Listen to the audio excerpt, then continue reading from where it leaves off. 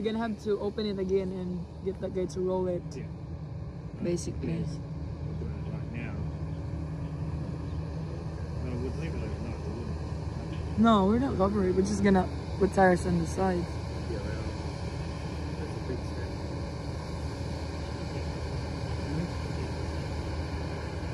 Even if we just go around, it's not taking it.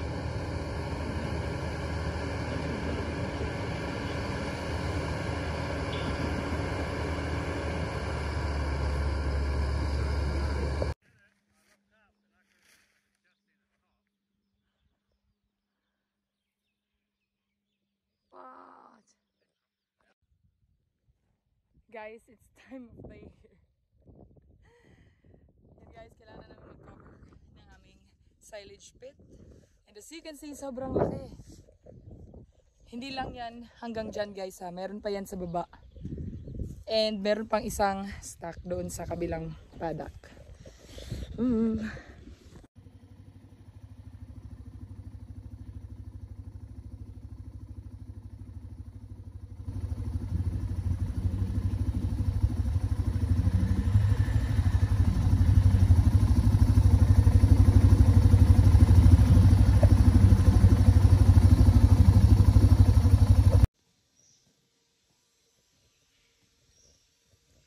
Hi guys! Welcome back again sa aking channel. You're watching all about Jen. At andito tayo ngayon sa shade. Currently, ginagawa ko lang itong aming teeth spray. So, ito yung aming teeth spray. Yan.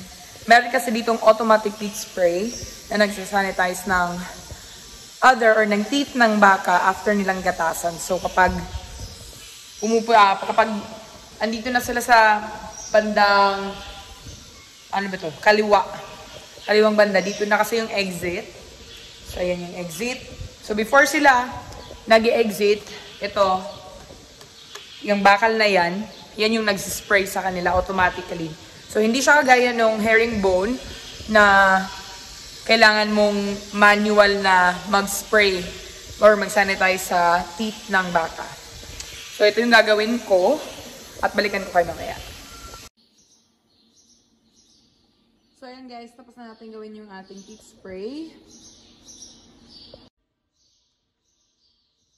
Ipapakita ko lang pala sa inyo yung aming semen bank. So, ito yung aming semen bank. Nandito sa loob yung mga straws na may lamang semen na ini-inseminate namin sa mga baka. At meron siyang nitrogen sa loob kaya hindi siya na-defrost. At kung meron ka mang sobrang semen straw, pwede siyang ibalik doon sa kung saan ito nanggaling at i-store ulit nila ito hanggang pwede na ulit gamitin next year. So, ipapakita ko sa inyo yung itsura niya guys ha, pero hindi ko siya kukunin kasi madudumihan siya, pero ipapakita ko lang sa inyo yung itsura niya. Ayan.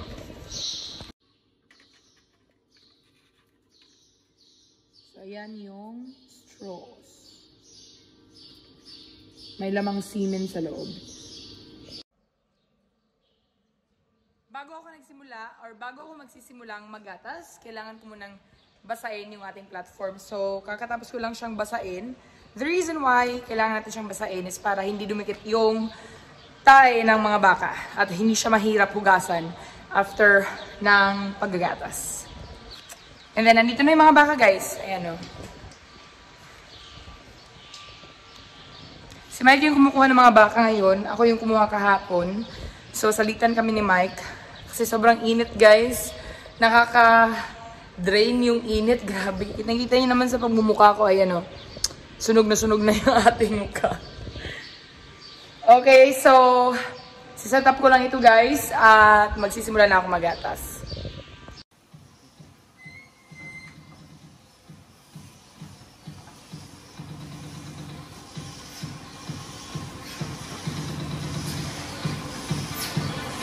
Early the next morning. guys, umulan. Ayan. Kaya nagsuot tayo nitong wet weather gear guys.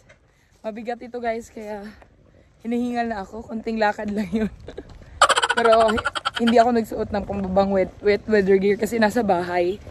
At tinatamad akong kunin eh. Kaya hayaan na lang nating mabasa yung ating paa. May galit siya. So yun, gagawa tayo ng brake fence. 2 brake fence. And then, magka-cover tayo ng silage stack. So, dinadahan-dahan lang namin or inuunti-unti lang namin yung pagka-cover ng aming silage stack, guys. Kasi, sobrang hirap dahil full pack na yung aming schedule everyday. Sobrang daming trabaho, sobrang busy. Tsaka, 3 lang kami dito, kaya hindi namin siya magawa-gawa in just a day. At tsaka yung aming silage stock is sobrang laki at 2 pa siya guys, hindi lang isa. Kaya dinadahan-dahan lang namin siya every single day. Alright, update ko kayo mamaya guys.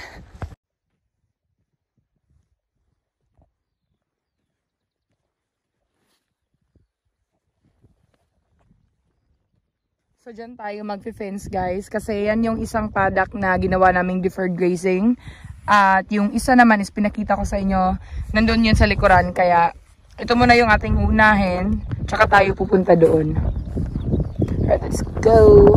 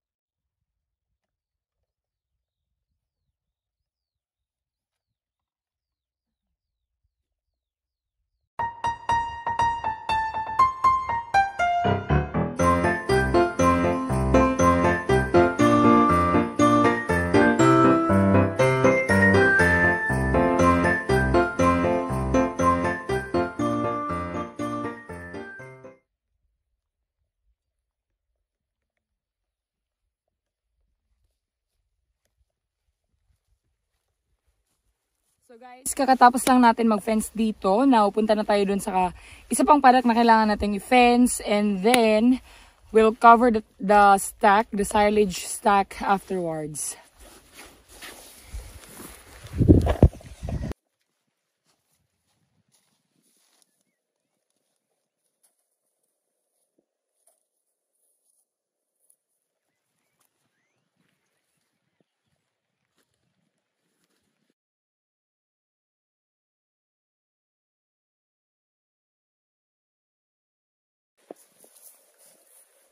So guys, andito pala tayo ngayon sa silage stack and actually kanina pa ako nandito, hindi lang ako nakapag-vlog kasi kinuha ko pa yung bull, tsaka nilipat ko sila and then dumiretso na ako dito.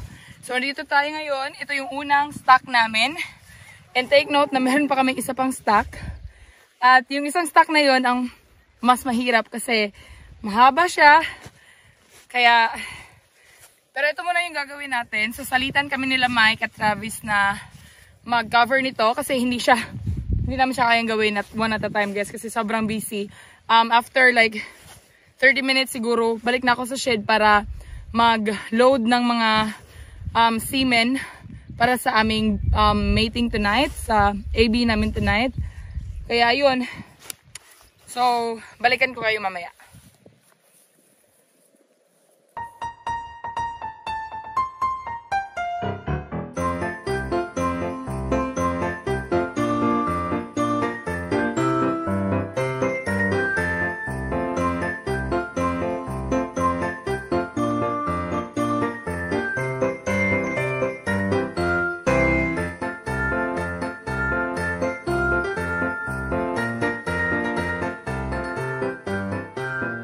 The following day. Guys, guys, grabe ang lakas ng ulan. Simula pa kagabi. Actually, yung prediction sa weather forecast is uulan siya na worth 1 month of rain. Grabe talaga guys. In just 3 days guys, 1 month worth of rain daw yung matatanggap namin dito. Oh my God. So kagabi, nasa 33 mils yata yung ulan. And kailangan ko nang umalis ngayon guys kasi magkakausin ako.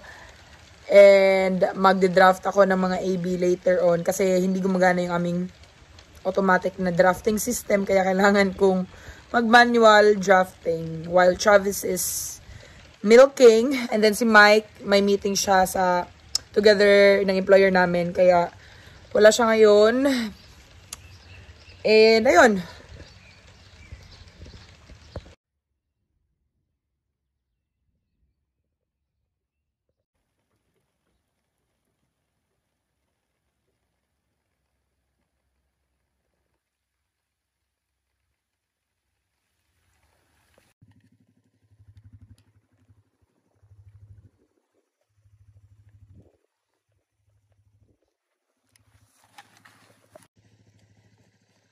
So, andito na tayo sa paddock, guys. Oh my God. Grabe yung ulan kanina. Medyo humina siya ngayon, pero uulan pa din siya kasi sobrang cloudy, guys. Yun yung mga baka.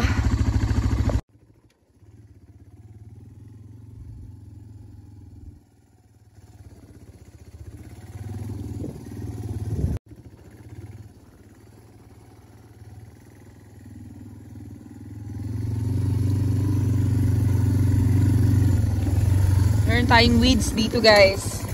Ayan. Kailangan na natin yung spray. Actually, madami ng mga weeds dito sa farm.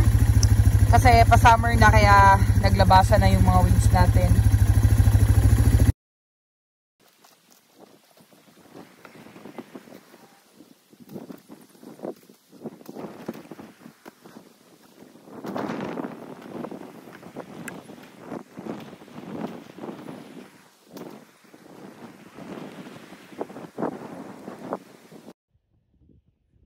Guys, natapos ko na siya. Finally. Goodness. Guys, natapos na rin siya. Pero, sa baba guys, hindi pa siya tapos. So, siguro bukas, may isa na namang tao na magtatrabaho nito.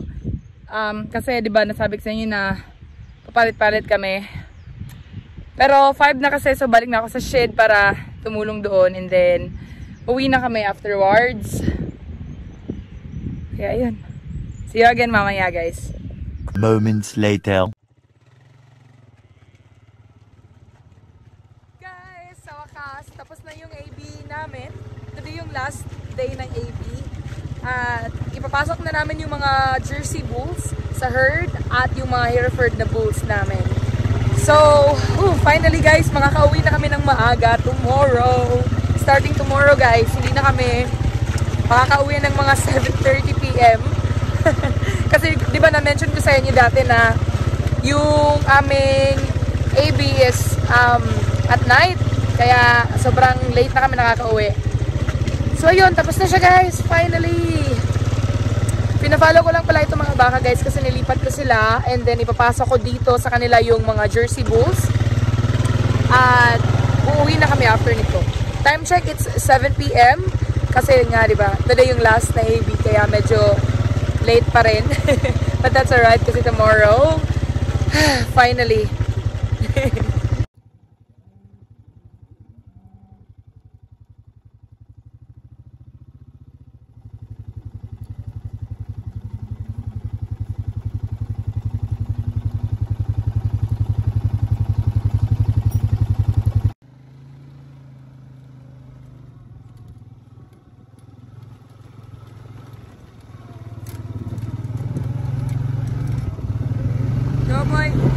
Go, my boy. Come on lang. Come on, get up. Go. Go. Hey.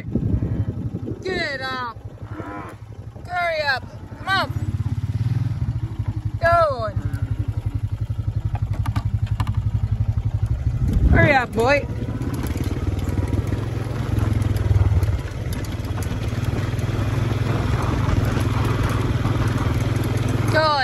find your girlfriend. Hey. Go, love. Go, go, go, go, go, go, go, go. Shh. Go, love. Come on. Shh. Hey. Get the... Go on. Go.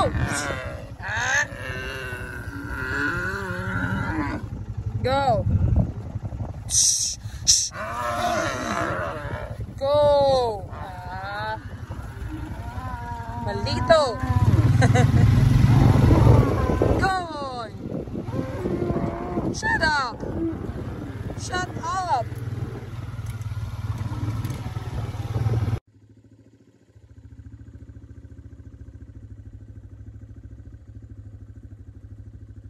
So yun lang guys ang aking video for today. Maraming salamat sa mga nanonood.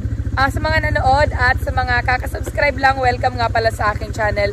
Ako nga pala si Jen at yung mga videos ko dito sa aking channel is about my life dito sa New Zealand, most especially sa aking trabaho as a dairy farmer. Ako po nagtatrabaho dito sa New Zealand for almost 6 years as a dairy farmer. Kasama ko si Mike, yung aking partner. At gusto ko rin magpasalamat sa mga nag-share ng videos ko na pinost ko sa aking page at sa mga kaka-like lang at kaka-follow.